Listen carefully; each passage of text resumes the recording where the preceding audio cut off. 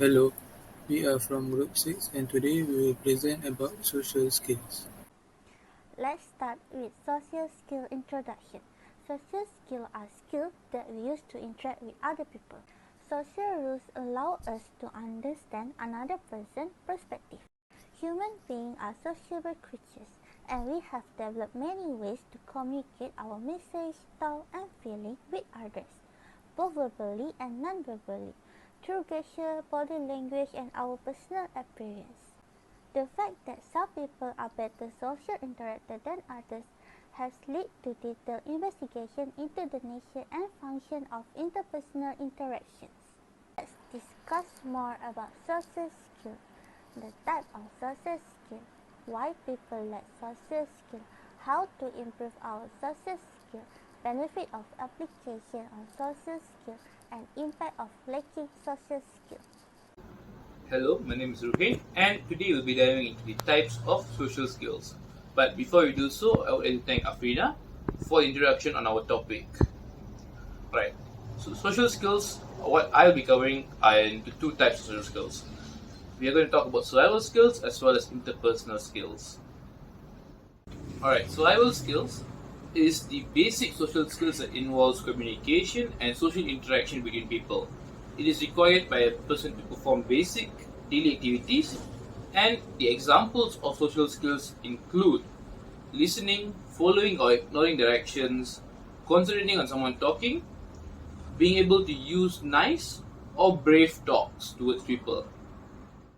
Alright, moving on, we'll be talking about the interpersonal skills, the second type of social skill.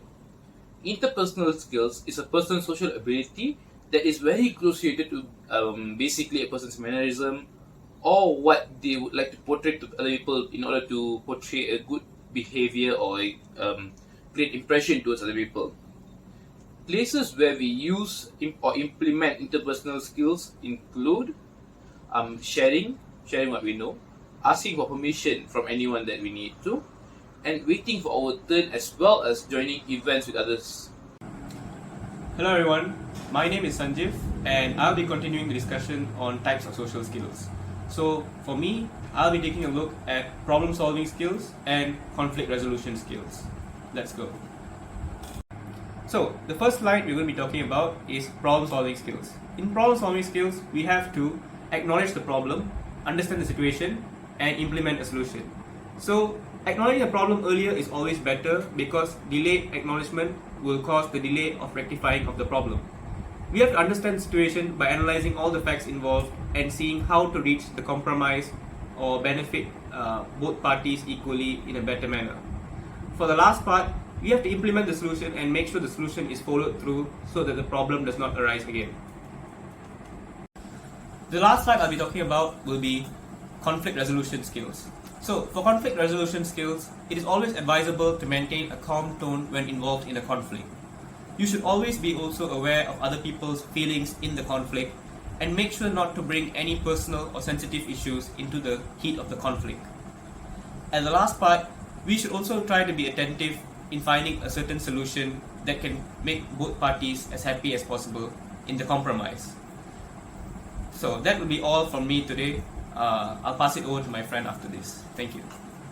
Hello, I'm Roseli, and I will be talking about why a person lacks social skills. Now, there are many reasons as to why a person may lack social skills. It could occur because of a lack of knowledge, such as the inability to acquire new skills, or because of a competency deficit. Sometimes, the person may know how to perform the social skill, but they may struggle to perform this skill itself because of limited practice and inadequate feedback from others. There may be also internal or external factors that interfere with the person performing the social skills, such as anxiety or chaotic surroundings. To elaborate further, here are some common types of social skills deficit. Firstly, we have empathy and report skills. Certain cognitive and mental health conditions may limit an individual's ability to feel empathy and connect with others. This includes autism and borderline personality disorder. Those who suffer from severe social anxiety and those who are highly self-conscious may display either too little or too much focus on someone else.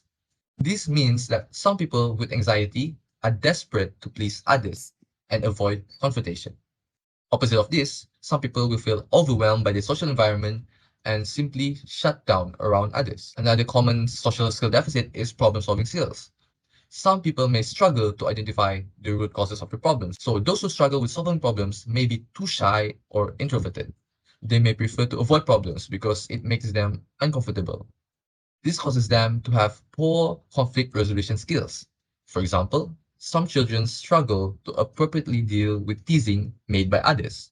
So that is all for social skills deficits, and I will pass on to the next person. Assalamualaikum and a very good day to everyone. My name is Salam and today I want to talk about the benefits of social skills application in our daily life. Firstly, we can improve our ability in gaining trust and reliability. Gaining the trust of others should be simple if you possess all the necessary abilities. Being trustworthy necessitates the capacity to listen as well as the capacity to reply in a constructive manner regularly and consistently. It is also known as being reliable. When a buddy or a friend is struggling, or when a supervisor needs a project completed immediately, they know they can rely on you because you have previously delivered.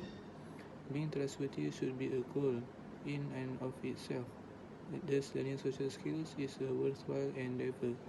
Gaining the trust of others, especially close friends, also takes tact and sociability.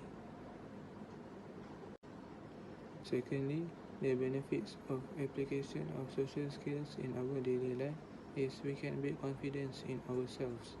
Along with being a skill, confidence is also the result of years of social skill practice.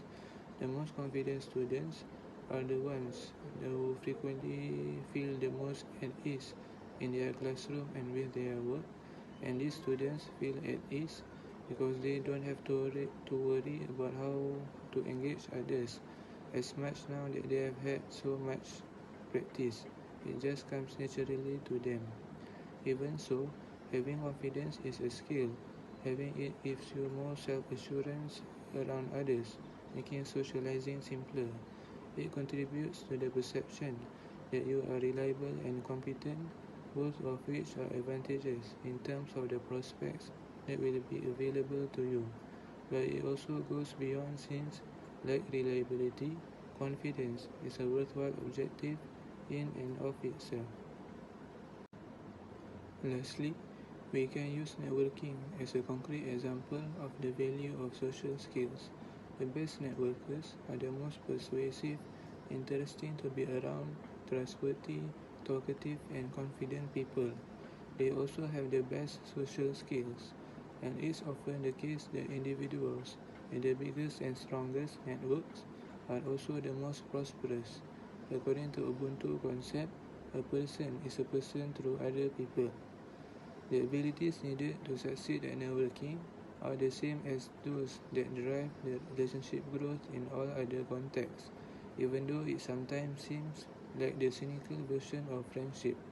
The finest socially skilled individuals attract the best friends, lovers, and professional opportunities. And aren't these ultimately the goals of success, which is to have the best of friends, best partners, and best professional opportunities? As we know, good social skills are critical to live a successful functioning life. Therefore, the lack in social skill will surely brings negative impact on us. Here are some of the negative impacts that are caused by lack in social skills. We've known for a long time that social skills are associated with mental health problems like depression and anxiety, but we've definitively not have known that it is also predictive to pure physical health. Two variables, loneliness and stress, seems to be the glue that bind social skills and health. People with pure social skills tend to have high level of loneliness and stress in their life. They also evoke highly negative response from others, which lead to high levels of peer rejection. In this case, peer rejection has led to several violent occasions, which cause them to have higher chance of involvement in the criminal justice system as an adult.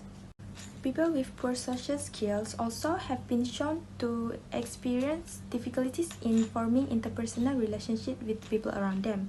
They also demonstrate poor academic performance as an indirect consequence.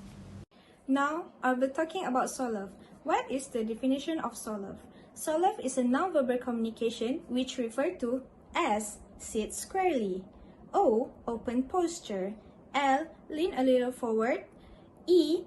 Eye contact, R. Relax, which is keep it natural, and F is friendly face. Let me show you how SOLAV method can be applied as a social skill, especially during expression session with our peers. First is S. S is sit squarely. Sit squarely facing your friend so you can see their emotion, posture, and their feeling as well. Number 2 is open posture. You should maintain your open posture sitting position. An open posture helps them to communicate with you freely and be able to open up. Let me show you an example. You cannot cross your arm like this or your leg like this. You have to maintain your open posture while communicating with your friend. Number 3 is lean a little forward. You should lean closer to your friend slightly in order to show that you are interested in the conversation. Sometimes you can nod your head to show that you are interested in the story. Number 4 is eye contact. You need to maintain your eye contact when your friend is talking. This helps you to see their emotion and feelings. But you have to be careful in maintaining your eye contact. Sometimes you are not allowed to look directly into their eyes because it will make them uncomfortable to share. Number 5 is relax. You have to be relaxed and keep it natural. If you show your tense emotions such as nervous or not relaxed, it will not be easy for your friend to open up. Last but not least is friendly face. Your facial expression is crucial to show how much you are interested in the conversation. Do not show your neutral face like this or your scrub face like this. You will make them feel uncomfortable to open up and share. That's all from me. I'll pass to my friends. Hello everyone, my name is Farid and I will be talking about what you can do to improve your social skills other than SOLAV. The first one is inviting colleagues to lunch or for coffee. Building relationships with others can seem intimidating, but it helps to start with developing a relationship with one person at a time. First, find a colleague that works in a similar role as you and invite them to lunch or to have a coffee. Having the same role or job responsibilities can give you topics in common to talk about, but eventually, try asking questions to get to know them better as an individual. As you build more relationships, connect on a one-on-one level with people who work in different areas. This can help you grow your social skills and professional network. Next one, offer genuine compliments freely. Complimenting others on a job well done is a great way to demonstrate friendliness and appreciation of others. They can act as an opening to a larger conversation or ongoing conversation. Be sincere. A complaint that is disingenuous can work against you. Next one is keep up with current events. Staying up to date on current trends, events, and news stories can give you topics to talk about with others. Consider subscribing to local news alerts or industry-specific newsletters to have content sent directly to you. As a best practice, avoid controversial topics like politics or religion to keep conversations professional and friendly. In conclusion, developing social skills means becoming aware of how we communicate with others, the message we send, and how communication can be modified to make the communication more effective and successful. As a result, it can assist us in developing, maintaining, and growing connection with co-workers, clients, and new contacts. These skills are essential to maintain and grow regardless of your position, sector, or level of experience. Thank you everyone for listening to our presentation about social skills.